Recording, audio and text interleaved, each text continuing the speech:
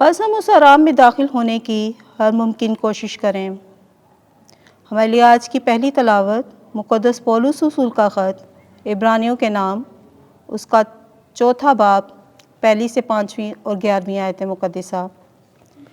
اے بھائیو خبردار، جبکہ اس کے آرام میں داخل ہونے کا وعدہ باقی ہے تو ہمیں ڈرنا چاہیے، نہ ہو کہ تم میں سے کوئی پسماندہ پایا جائے، کیونکہ ہمیں بھی انہی کی طرح خوشخبری دی گئی ہے، لیکن انہوں نے اس کلام سننے سے فائدہ نہ اٹھایا، اس لیے کہ ان سننے والوں میں اس کے ساتھ ایمان شامل نہ تھا، کیونکہ ہم ایمان لا کر آرام میں داخل ہوتے ہیں، جس طرح اس نے کہا ہے کہ میں نے اپنے غضب میں قسم کھائی کہ یہ میرے آرام میں ہرگز داخل نہ ہوں گے۔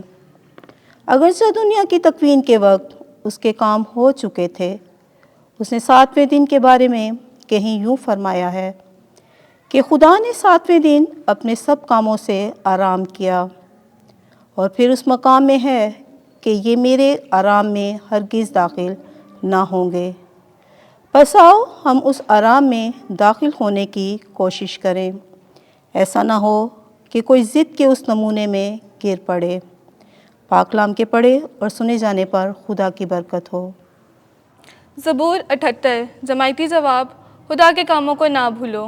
جو کچھ ہم نے سنا اور جان لیا، جو کچھ ہمارے باپ دادا نے ہمیں بتایا، ہم اسے ان کے اولاد سے چھپائے نہ رکھیں گے، بلکہ ہم آئندہ پشت کو بھی خدا کی تعریف اور اس کی قدرت اور جو عجائبات اس نے کیے ہیں بتائیں گے۔ جماعتی جواب: خدا کے کاموں کو نہ بھولو۔ وہ اٹھ کر اپنی اولاد کو بھی بتائیں گے کہ خدا پر اپنا بھروسہ رکھیں اور خدا کے کاموں کو نہ بھولیں، بلکہ اس کے ایک کام پر عمل کریں۔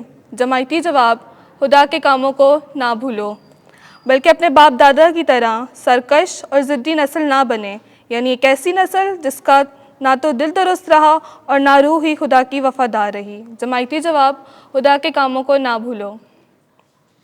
خداوند آپ کے ساتھ ہو۔ انجیل مقدس مرکز کے مطابق اے خداوند تیری تمجید ہو۔ دوسرا باب 1 آیت سے 12 آیت تک۔ ابن انسان کو زمین پر گناہ معاف کرنے کا اختیار ہے۔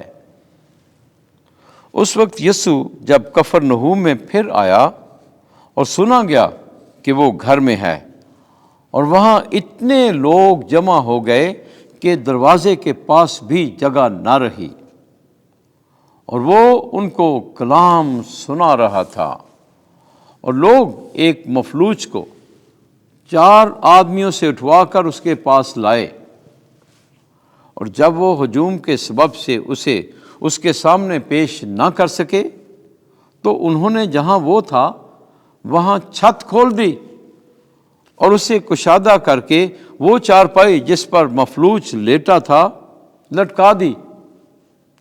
یسوع نے ان کا ایمان دیکھ کر اس مفلوج سے کہا، بیٹا تیرے گناہ معاف ہوئے۔ مگر وہاں بعض فقی بیٹھے تھے، وہ اپنے دلوں میں خیال کرنے لگے کہ یہ کیوں ایسا کہتا ہے، کفر بکتا ہے، گناہ کون معاف کر سکتا ہے سوائے ایک یعنی خدا کے؟